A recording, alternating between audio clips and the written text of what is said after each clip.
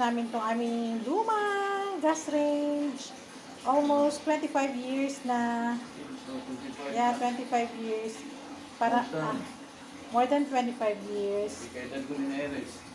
Yes. And then, gamitin namin to dahil nga walang kuryente dito sa Bohol dahil sa Typhoon Odette. Baka matagalan pa to. Next year pa daw sabi nila magkakuryente. So, next year. January 2022. So, we need to use this. Binila namin to ng bagong price gas kasi wala kaming tangke. LPG. Galing sa Manila pa to. Jensen pa to galing na gas range. Dinala namin sa Manila. After that, dinala namin sa Bohol. Still, ano pa rin, surviving. So,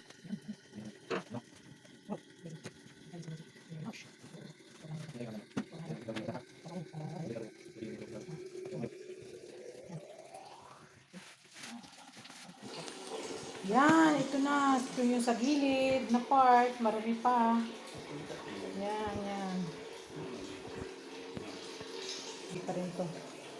Okay. Oh! Ito na. Sobrang ano na talaga siya. Kinakalawang na siya. Pero, linisin namin yan. Kasi, yan nga, victim kami ng bagyong Odette. But thank God, we're all safe. Survive lang, Boholanos! Yes! Fight lang! Ito. Sige naman. Nasa pang part. Isa. Ready?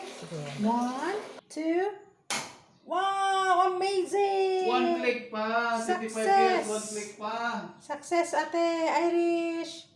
Sabi mo ang ano, May- wala na lighter naman. Wala later. Maayos kasi papa niyo magkuanak. Mag-repair. No need of technician.